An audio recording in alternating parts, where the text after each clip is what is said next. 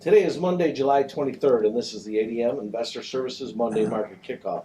Please note that the views and opinions expressed here today are solely those of our guests and should not be construed as the views or opinions of ADM Investor Services or Archer Daniels Midland Company.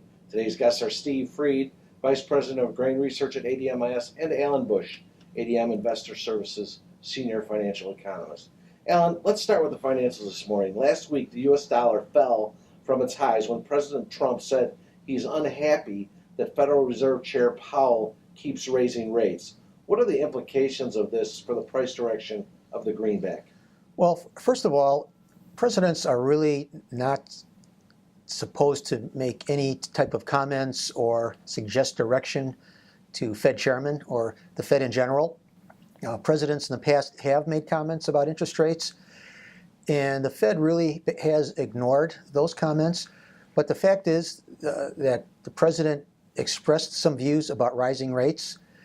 So there are some other things that he possibly could do in the form of putting pressure on the dollar, but not from a Fed vantage point.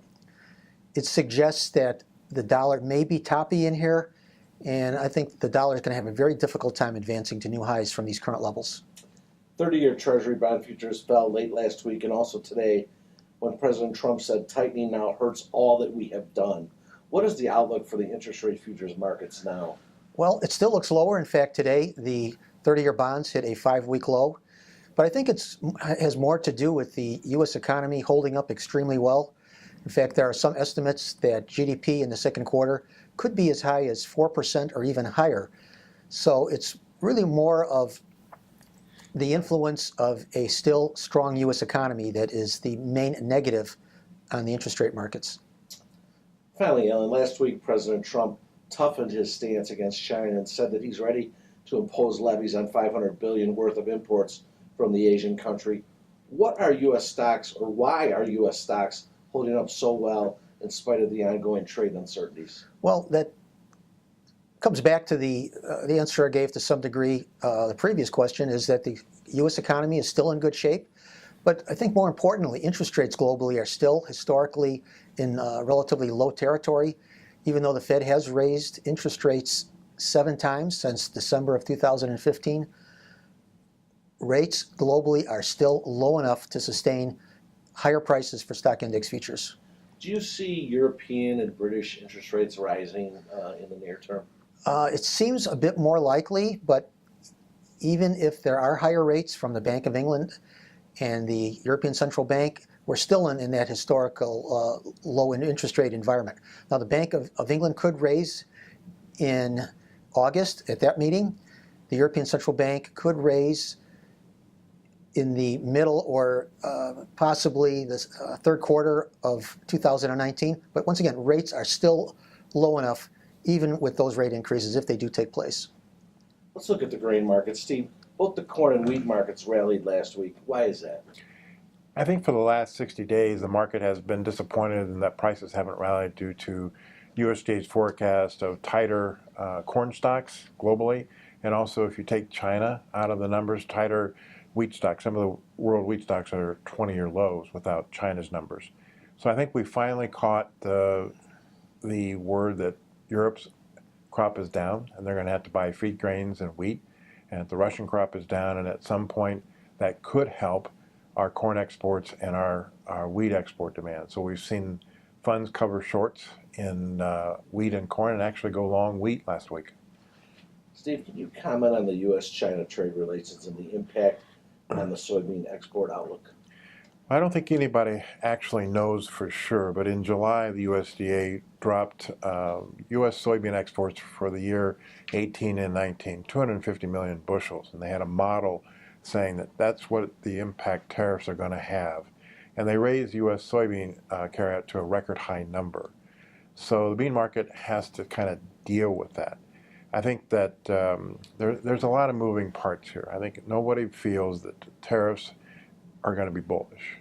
And they feel that you have very strong, opinionated people that both are in charge of these countries, and neither one of them are going to give up. So the assumption right now is that tariffs will increase and they'll be on indefinitely. And so you'll have some kind of impact on U.S. soybean trade, maybe more trade to Brazil out of Brazil, more trade to China out of Brazil, and ultimately that might lead to lower prices. Let's talk a little bit about the long-term outlook for world food use over the next 5 years and the potential impact that negative trade relations might have on the Chinese economy. Well, what's interesting is that, number one, the forecast is over the next 5 years that world food demand is going to increase annually. So the main thing is who's going to satisfy that demand? Will it Who be will feed China? Well, who will feed the world? Okay. China's probably going to try to feed themselves.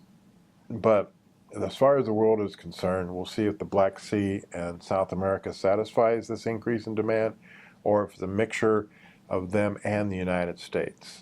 Right now, it looks like you can see some trade out of the United States, but not as much as if we didn't have these trade wars. Can China feed itself?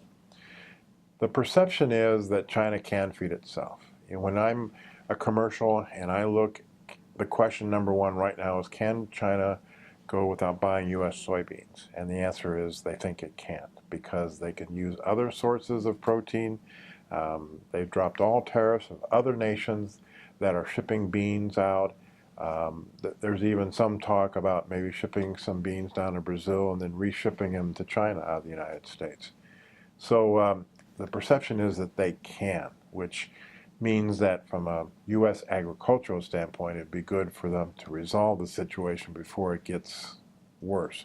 As far as the economies are concerned, the perception is that probably the Chinese economy could slow the most if we in the United States are not buying their goods, or the goods have a 25% or 10% tariff on when you go into a superstore, and that's where the Chinese stuff is for sale.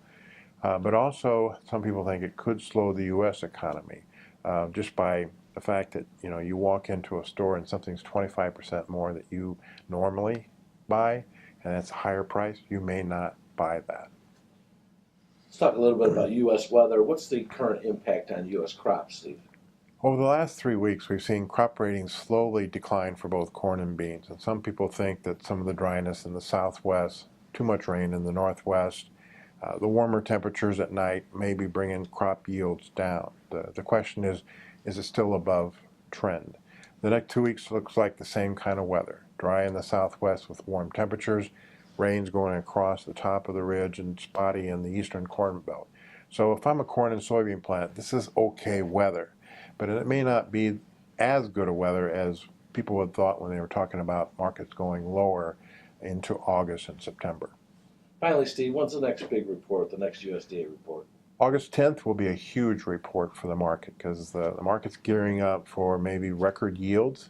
It's the first official number that the USDA puts out on yields, but some people say that if they come in below that and closer to trend, you could see a pretty good rally in grains, because the funds are basically short going into this report. All right, thank you both. Remember, the views and opinions expressed today on this video are solely those of our guests and should not be construed as the views or opinions of ADM Investor Services or Archer Daniels Midland Company. If you'd like more information about our brokerage services, would like to speak to one of our experts about managing your risks, or would like to open a trading account, please visit www.admis.com.